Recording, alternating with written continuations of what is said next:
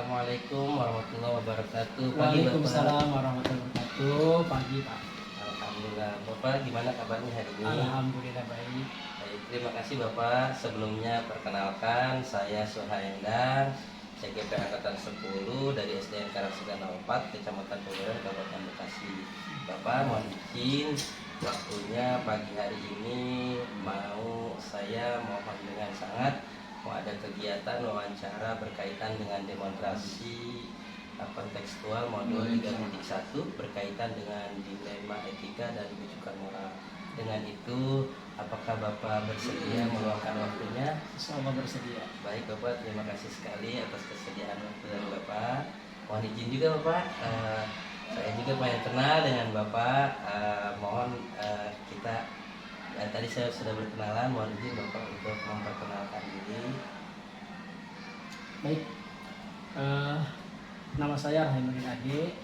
Jabatan untuk saat ini Kepala Sekolah SDN Karangsedana 4. Mulai bertugas menjadi kepala sekolah mulai tahun 2020 hingga saat ini.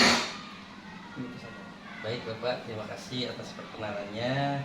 Selanjutnya saya mohon izin kita melaksanakan wawancara berkaitan dengan bagaimana mengambil keputusan yang selama ini mungkin Bapak telah lakukan. Yang pertama, selama ini bagaimana Bapak dapat mengidentifikasi kasus-kasus yang merupakan dilema etika atau rujukan moral? Oh iya. Saya melihat dari sudut pandang hukum dan moral. Apabila melanggar hukum, maka sudah tentu dikatakan benar melawan salah. Namun atau jika masih bisa dikatakan atau benar melawan yang benar, maka akan terjadi adanya dilema etika. Baik Bapak. Nah, selanjutnya bagaimana Bapak menjalankan pengambilan keputusan di sekolah Bapak, terutama untuk kasus-kasus di mana ada dua kepentingan yang sama-sama benar atau sama-sama mengandung nilai kebajikan? Selama ini saya melakukan identifikasi dari berbagai sudut pandang, kemudian menimbang secara matang, terus mana yang paling benar dari keputusan tersebut, lebih banyak menguntungkan orang banyak atau tidak, sehingga keputusan kita ambil harus lebih banyak menguntungkan kepada semua pihak lah, orang banyak, bukan merugikan orang lain lah. Ini artinya yang lebih menguntungkan orang banyak. Baik Bapak. Kemudian langkah-langkah atau prosedur seperti apa yang biasa Bapak lakukan selama ini? Langkah-langkah yang saya lakukan adalah menentukan penyebab dulu, penyebab permasalahan, mencari tahu siapa yang terlibat dan menanyakan kepada orang terdekatnya. Kemudian berdiskusi, terus dengan warga sekolah mencari solusi, terus dari solusi tersebut nanti akan kita ambil suatu keputusan, menimbang lagi, terus kita lihat dari berbagai sudut pandang sebelum kita memutuskan atau mengambil suatu solusi. Baik Bapak, selain itu hal-hal apa saja yang selama ini Bapak anggap efektif dalam pengambilan keputusan pada kasus-kasus dilema etika? Selama ini saya melakukan analisis kasus terlebih dahulu, kemudian menentukan solusinya, menyesuaikan dengan peraturan dan norma yang berlaku, serta mementingkan kepentingan umum, Pak, agar solusi tersebut bermanfaat untuk orang banyak dan baik secara untuk jangka panjang lah. Oke, baik Bapak. Kemudian hal apa saja yang selama ini merupakan tantangan dalam pengambilan keputusan pada kasus-kasus dilema etika? Tantangan yang saya temui dalam mengambil keputusan adalah bagaimana cara mencari keputusan yang terbaik, karena keduanya merupakan masalah ya, yang sama benar gitu ya. Terus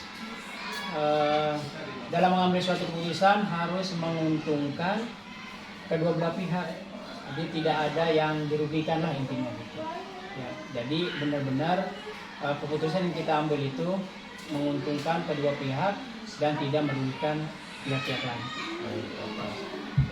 Kemudian Bapak, apakah Bapak memiliki tata kelola atau jadwal tertentu dalam sebuah penyelesaian kasus dilema etika?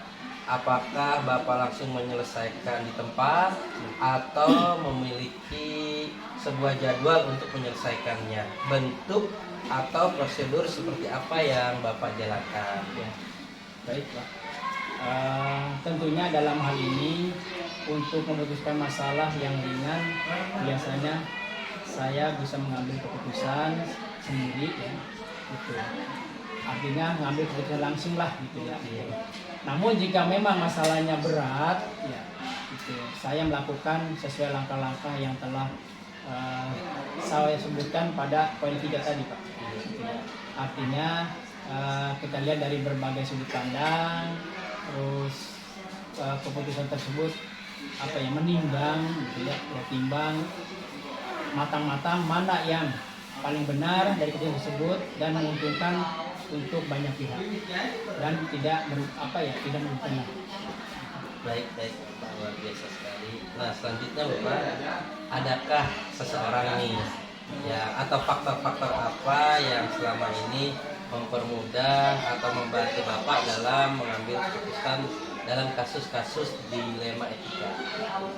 Dalam memutuskan kasus-kasus dilema etika, yang terpenting adalah saya mengambil suatu keputusan itu selalu mengajak ya, warga sekolah atau stakeholder, wali murid atau orang-orang yang mempunyai kedekatan dengan personal ya, orang yang punya masalah tersebut ya.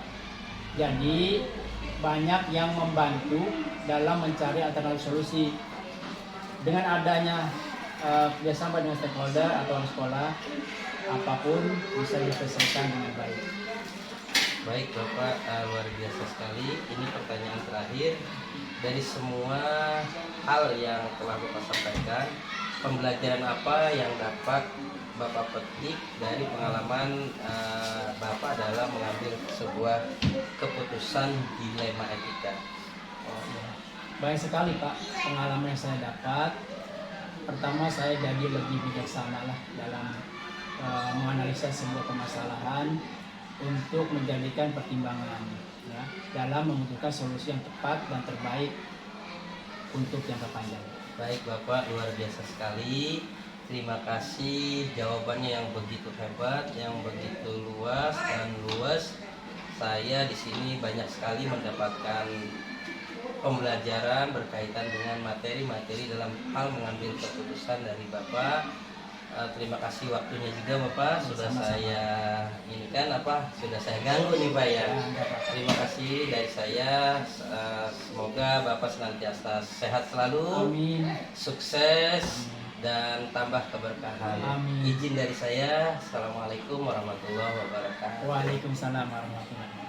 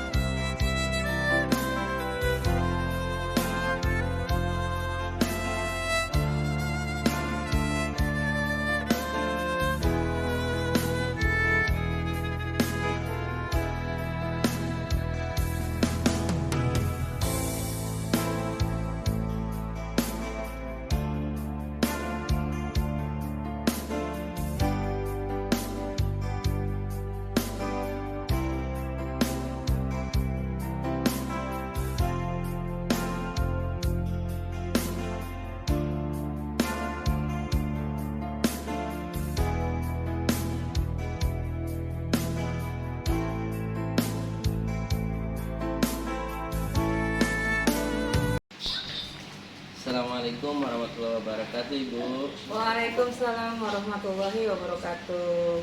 Ibu, mohon maaf sebelumnya. Perkenalkan, saya Suhaendan, CGP Angkatan 10 dari SDN Karangsegan 04, Kecamatan Pebayuran, Kabupaten Bekasi, Jawa Barat. Di sini saya mohon izin kepada Ibu untuk melaksanakan kegiatan wawancara berkaitan dengan tugas modul 3.1 demokrasi kontekstual tentang pengambilan keputusan. Apakah Ibu berkenan dengan waktunya untuk meluangkan sebentar? Insya Allah, mangga. Baik Ibu. Nah, sebelum masuk ke wawancara nih, saya mau izin juga. Saya juga ingin berkenalan dengan Ibu nih. Oke, perkenalkan nama saya Devi Rusmini SPD. Saat ini saya bertugas di SMP PGRI Pebayuran. Oh baik, Ibu kepala sekolah SMP Pebayuran ya Bu ya, sampai PGRI. Baik Bu, izin ya bertanya berkaitan dengan wawancara. Yang pertama saya ingin bertanya berkaitan selama ini bagaimana Ibu dapat mengidentifikasi kasus-kasus yang merupakan dilema etika atau rujukan moral. Oke. Kalau misalnya dalam kasus-kasus dilema etika atau rujukan moral, pertama-tama saya mempelajari dulu nih. Setelah mempelajari terus saya menyimpulkan kasus-kasus yang terjadi. Setelah itu baru kita jadikan kesimpulan-kesimpulan, digunakan sebagai bahan untuk menindaklanjuti pengambilan keputusan baik yang berkaitan dengan dilema etika ataupun rujukan moral, seperti itu. Baik. Nah, selama ini bagaimana Ibu menjalankan pengambilan keputusan di sekolah Ibu, terutama untuk kasus-kasus di mana ada dua kepentingan yang sama-sama benar atau sama-sama mengandung nilai kebajikan. Oke, kalau selama ini saya kalau misalnya ada kasus seperti itu, saya mencoba mengambil keputusan dengan dari semua pihak dulu, dari berbagai pihak, dari berbagai macam masukan, kita kumpulkan. Setelah itu kita dengarkan masing-masing. Setelah itu baru kita ambil keputusan yang terbaik secara adil. Baik Ibu. Nah, selanjutnya langkah-langkah atau prosedur seperti apa yang biasa Ibu lakukan selama ini?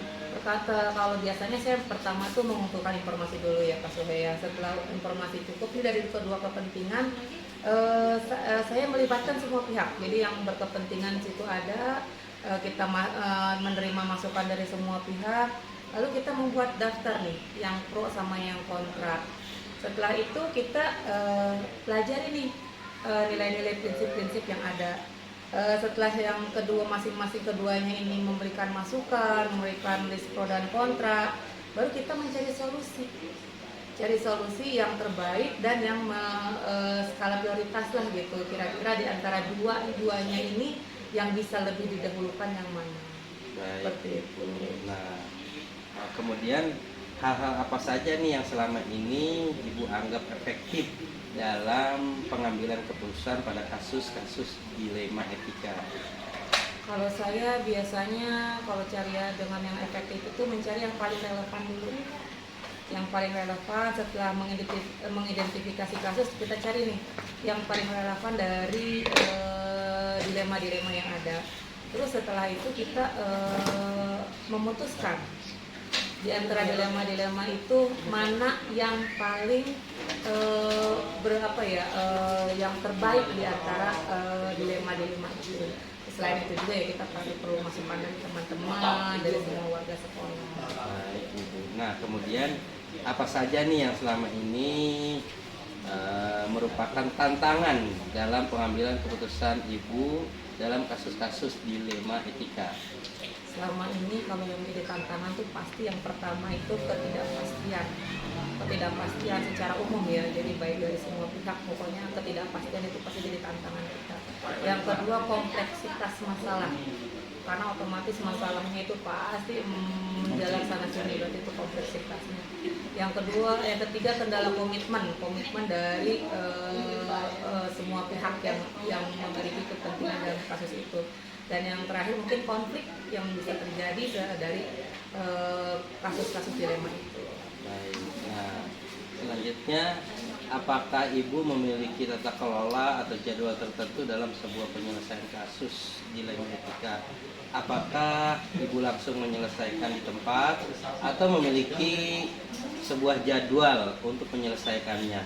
Bentuk atau prosedur seperti apa yang Ibu jalankan? Kalau kasusnya itu terjadi pada saat itu, langkah pertama yang akan saya kerjakan itu pertama kita kerjakan dulu, kita selesaikan dulu di tempat. Kalau memang setelah kita di tempat tidak terselesaikan, baru kita atur jadwalnya gitu. Misalnya ternyata masalah dilema ini tidak bisa diselesaikan di waktu tersebut gitu, berarti kita jadwal ulang. Apakah kita harus mendengar dari pihak-pihak lain, pihak-pihak ahli atau dari mana, berarti otomatis ada jadwal-jadwal tertentu yang akan kita jadwalkan ulang untuk menyelesaikan masalahnya seperti itu. Baik, Ibu, luar biasa sekali. Nah, Bu, kemudian adakah seseorang atau faktor-faktor apa yang selama ini mempermudah atau membantu Ibu dalam pengambilan keputusan dalam kasus-kasus dilema etika? Otomatis kalau kejadiannya di sekolah pasti saya memerlukan bantuan dari berbagai pihak, termasuk dari warga sekolah, baik itu pendik, baik itu guru-guru, pasti karena memang mereka yang akan menjadi pemberi info dulu yang pertama. Yang kedua, faktor-faktor yang mempermudah itu berarti kerjasama dari semua pihak. Kalau nggak ada kerjasama, otomatis masalah tidak akan terselesaikan. Tidak ada kekompakan, otomatis masalah tidak akan terselesaikan. Dan yang paling penting itu legowo dari semua pihak yang bermasalah, pasti itu menjadi kunci utamanya. Baik, Ibu, ini pertanyaan terakhir dari saya. Dari semua hal yang telah disampaikan, pembelajaran yang dapat Ibu petik dari pengalaman Ibu mengambil keputusan dilema etika itu bagaimana? Dalam memutuskan sebuah masalah, kita itu tidak bisa sekonyong-konyong. Kita tidak bisa mengambil keputusan secara cepat dan tanpa ada perhitungan-perhitungan, tanpa ada nilai-nilai dasar kebajikan, tanpa memperhatikan masukan-masukan dari luar, itu kita tidak mungkin. Jadi dalam memutuskan sebuah masalah dilema etika ataupun bujukan moral, kita pasti membutuhkan masukan dari berbagai pihak yang harus kita dengarkan pendapatnya dan masukannya, seperti itu Pak Suhai. Baik, luar biasa sekali, Bu. Jawaban dari Ibu sangat menginspirasi saya dalam nanti pengambilan keputusan baik secara dilema etika ataupun lainnya. Terima kasih banyak atas waktunya, terima kasih banyak atas ilmunya. Mohon maaf saya sudah mengganggu Ibu. Sukses terus, sehat terus, dan tentunya tambah berkah. Demikian dari saya akhiri ya dengan Assalamualaikum warahmatullahi wabarakatuh. Waalaikumsalam warahmatullahi wabarakatuh. Sukses Pak Suhai. Terima kasih, amin.